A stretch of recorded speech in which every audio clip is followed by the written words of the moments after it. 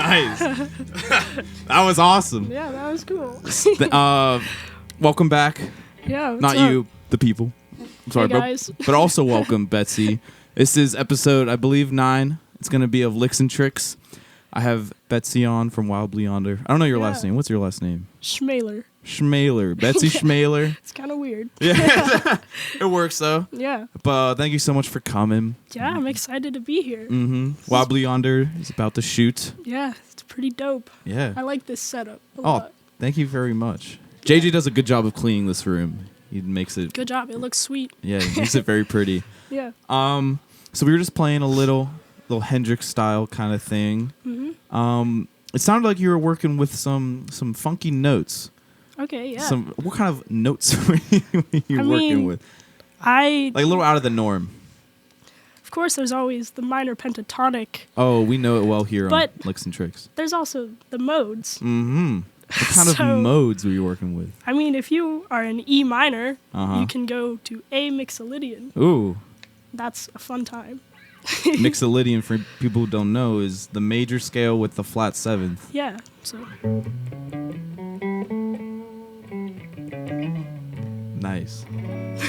So what are the notes that are like out of there? So it's like the A flat's not in the pentatonic. What Yeah. else? It's like Compared to... the D flat's not in there.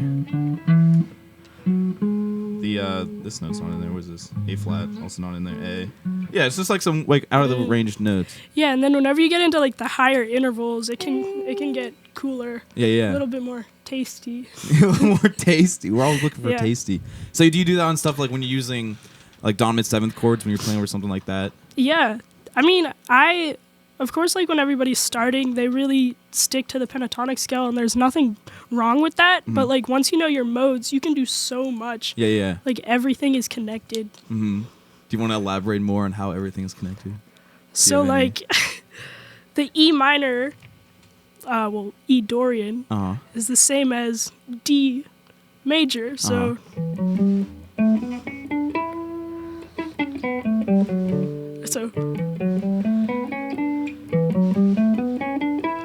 it's the same thing, and then it keeps going up and down. Yeah. So do you just like so how would you apply that to something like we were just playing? So you would do the A flat mixolydian mode. Would you use anything else there to spice it up? Or is that mostly what you were working with? You could do a lot of things, Mhm. but sometimes it's easy to just stick to the scales and the modes. Yeah. There's so much you can do. I don't know. Yeah. We were at the Mr. Small show, the Water Trash Release show a couple weeks ago, and me and you were talking about the beauty of the cage system. Yeah. Do you use the cage system often? Not really. No? I used it for like memorizing stuff, but Okay. like I'm not gonna. I don't really think of the cage system. You don't think about it? Yeah. No. So you don't like think about like because I'll occasionally use it if I'm just like trying to look for a place to go. Yeah. And I'll just be like, okay, well I wanted the D shape is like my favorite one. Yeah. So like I'll just think, well I'm in D. Cool notes always there. Yeah. I don't know. That's how I do it. Yeah. But you don't think like that? I think a lot with the modes. Just lot. you're more of a Yeah. modal person. Listen to any like modal jazz, Sometimes. like Miles, Yeah. stuff like that. Yeah. In a silent way. Yeah. Oh, really cool. Let's talk about, because you're the second guitarist, or maybe the first, considering on where you put Eli on the ranking of Wildly Yonder. I'm thinking he might be dethroned now, because this is the first time I heard you play, and it's really fantastic. Thanks. Thank you. But how do you try to fit in with what you're doing in Wildly Yonder? Do you play more rhythm? You play more lead? Yeah. So in Wildly Yonder, we have a lot of things going on. Yes. There's 6 people in this Yeah. band. We have 2 keyboard players, and so there's like tons of comping always going on. So like whenever I comp, I try to do like weird voicings to just kind of stick out and kind of add to it. At different textures. Yeah, and then also just like I don't know, like harmonizing with the lyrics and the vocals, and Do you just, harmonize like, in lead lines? sometimes. with it? Yeah. Okay. So you learn all the melodies of all the tunes. and then Yeah, I mean, just kind of play off of them. just like that kind of thing. You know what I Alright, mean? cool. So you do get to play lead. Eli doesn't hog at all. Yeah, we trade off with solos and stuff. All right, nice. We like to jam, so They do like to jam. I know that for sure. Okay, so a question I always ask every guitarist who comes on the show is when you're at home, you had a long day of school. I know I don't know if you have work. No. When you're done with school, and you come home, and you're not trying to write anything, you're not trying to create anything, you're not practicing like Wobbly Yonder stuff. What kind of stuff do you play just for fun? The blues. The blues. Like, what do you? Yeah. Okay, so like, what's like a kind of a thing you always go back to? Like, are we talking like know. this kind of blues, like yeah, that, or but are we? also, that's kind of hard because I just do like random stuff. Like, I don't know. Do you care to demonstrate any of this random stuff? Like, I don't know. I just feel like this open E chord, you just always got to go back to that. Like, you can do so much with that. Just like,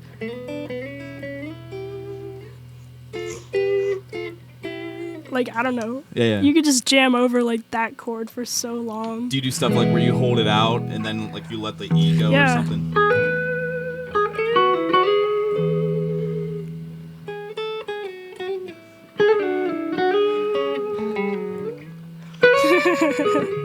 Yeah. Yeah. Look it up. Yeah. That's a fun one. Are there any specific licks that you like to play? You like to pull out as a flex, maybe? When you're trying to flex on people? I don't know. Like, just like this. The class? Yeah. That is the classic.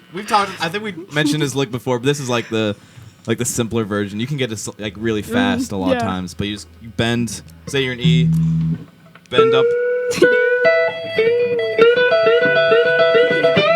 Always gotta hit that bend at the end. Yeah. Do you normally slide up when you do that? When you hit the... Because I always I don't bend know. that. Sometimes like this bending, you don't hit it perfectly. Yeah. So sometimes I just prefer to Just go make up sure there you get and then it. just like hit the vibrato to give it that sound. I noticed kind of you didn't bend a whole lot of notes when you were playing. Sometimes like I just don't like it whenever it doesn't hit perfectly. You know what I mean? It sounds really off. So I feel like sliding is sometimes a better bet. Does that kind of come from like a jazz background where they tell you not to bend notes? Because I get that all the time when I'm playing with cats. Yeah. I don't know. Maybe. It's just how I am, man. Yeah. Well, that's sick. That's awesome. I feel like it's a little bit more control. When you're just fretting the note, Yeah. and you like to add the vibrato on there, just makes that note sing a little more. Yeah. Is there anything else you want to tell people before we wrap this up? I don't know. I don't know. What's your I'm gonna add a new question. What's your favorite chord? We'll just leave it on that, just in general. Oh God. Everyone's gonna judge you on this. You know what? I don't know. Just like this voicing of any major chord. Is that a major 9? Yeah.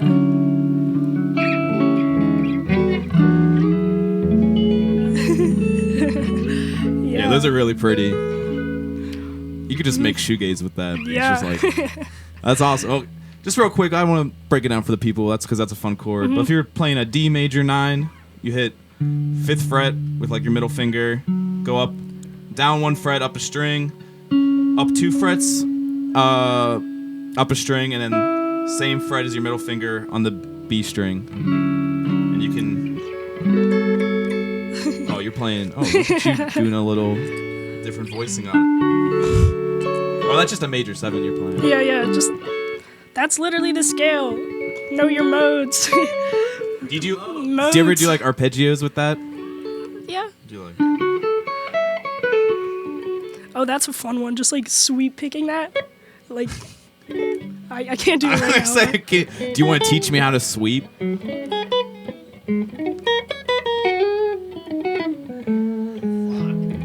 Nice. Oh, That's a good one. I don't know how to explain that. But like, you just gotta like. Just feel it. Yeah. Just get. I think Betsy's trying to say, get good out there, okay? Just practice. Yeah, it's a good time. Yeah. Like, just sit with your guitar. That's the only friend you'll ever need.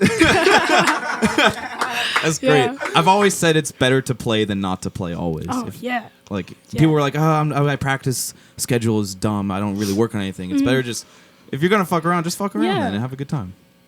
I never practice. I just fuck around and play. Yeah. That's what practicing is. Yeah. Yeah. These are words to live by. That's beautiful. We're going to embroider that on a pillow, and we're just going to sell it on our website. It's coming out. Speaking of merch, that's not going to be real merch, but we have real merch.